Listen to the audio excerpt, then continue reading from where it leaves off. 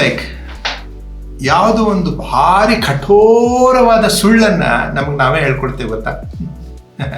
Dangerous ಲೈ ಏನು ಗೊತ್ತಾ, ಅದು ನಾನು ಹಿಂಗೆ ಇರೋದು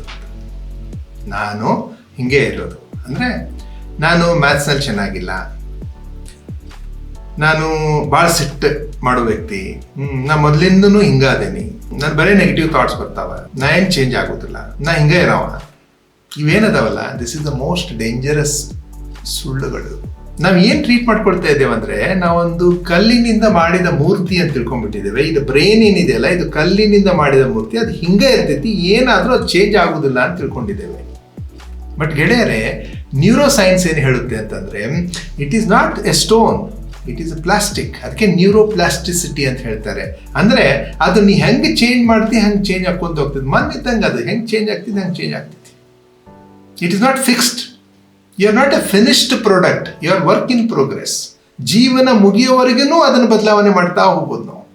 ಅಷ್ಟು ಅದು ಪ್ಲಾಸ್ಟಿಸಿಟಿ ಇದೆ. ಅಂದರೆ ಅದಕ್ಕೆ ಒಳ್ಳಾಡ್ ಬೇಕಾದಂಗೆ ನೀವು ಹೆಂಗೆ ಚೇಂಜ್ ಮಾಡ್ತೀವಿ ಹಂಗೆ ಮಾಡ್ತೈತೆ ಅದು.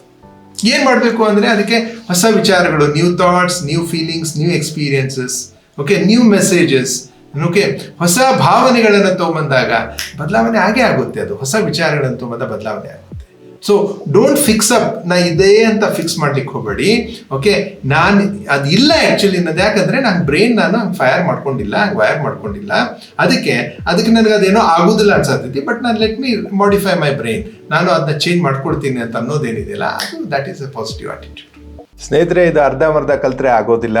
ಇದನ್ನ ಸಂಪೂರ್ಣವಾಗಿ ತಿಳ್ಕೊಳ್ಬೇಕಂದ್ರೆ ನಮ್ದೊಂದು ಫೋಕಸ್ ಅಂತ ಕೋರ್ಸ್ ಇದೆ. ಆ ಕೋರ್ಸ್ನಲ್ಲಿ ಸಾವಿರಾರು ವಿದ್ಯಾರ್ಥಿಗಳು, ಸಾವಿರಾರು ಜನರು ಮಾಡಿದ್ದಾರೆ. ತಾವು ಅದು ಮಾಡಿದಾಗ ಈ ಒಳಗಡೆ ಮನಸ್ಸು ಹೆಂಗೆ ಕೆಲಸ ಮಾಡುತ್ತೆ ಅಂತ ಗೊತ್ತಾಗುತ್ತೆ.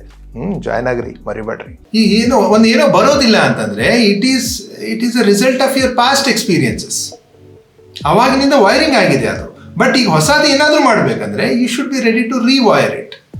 ಅಂದರೆ ಒಳಗಡೆ ನ್ಯೂರಾನ್ಸ್ ಇರ್ತವೆ, ಏನಾದರೂ ಮಾಡ್ತಾ ಇದ್ದಾಗ ವೈರಿಂಗ್ ಆಗಿ ಫೈರಿಂಗ್ ಆಗಿ ವೈರಿಂಗ್ ಆಗ್ತವೆ. ಹೌದಾ? ಈಗ ಇದೇ ಫೈನಲ್ ಅನ್ಲಿಕ್ಕೆ ಬರೋಲ್ಲ, ನೀವು ಹೊಸದೊಂದು ಫೈರಿಂಗ್ ಮಾಡಿ ಹೊಸ ವೈರಿಂಗು ಮಾಡ್ಬೋದು. ಗೊತ್ತಾಯ್ತಾ? ಸೊ ಅದಕ್ಕೆ you are the architect of your own mind, my dear friends. ಯಾವುದೂ ಫಿಕ್ಸ್ ಇಲ್ಲ.